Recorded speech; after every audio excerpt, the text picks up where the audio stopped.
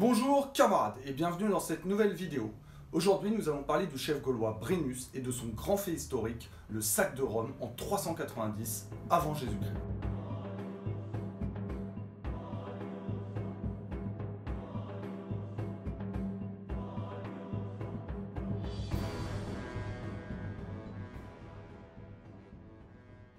Commençons d'abord par le contexte historique. Brennus est un Gaulois appartenant à la tribu des Sénons. Les Sénons sont une tribu gauloise située dans les territoires de Seine-et-Marne, de l'Yonne et du Loiret. Ils donnèrent d'ailleurs leur nom à la ville de Sens. Brennus est devenu le chef des Sénons en réussissant à unifier toutes les tribus composant les Sénons pour n'en former qu'une. Il décide ensuite d'étendre son territoire et d'attaquer le nord de l'Italie, ce qui correspond aux provinces appartenant à la République de Rome.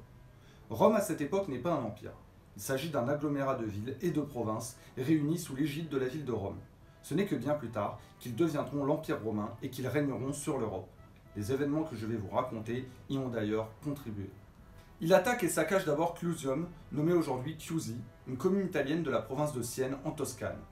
Il décide alors de marcher sur Rome avec ses troupes.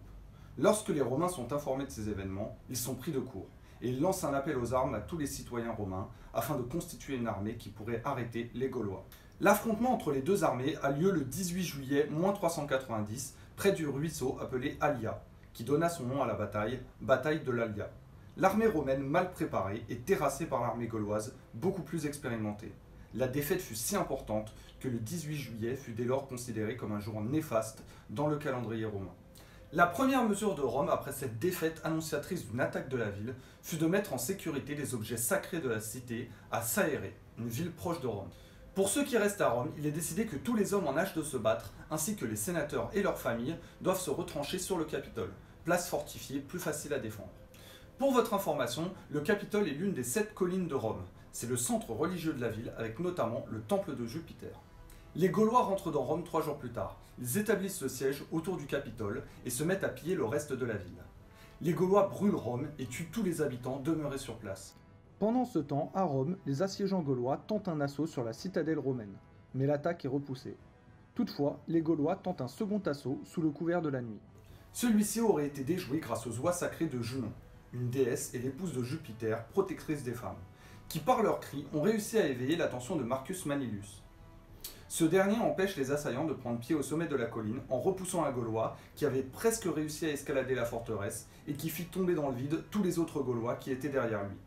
Il mérita ainsi le surnom de Capitolonus et devient une figure légendaire de l'Empire romain. On peut ajouter que celui-ci sera exécuté quelques années plus tard, victime d'un complot de ses ennemis politiques.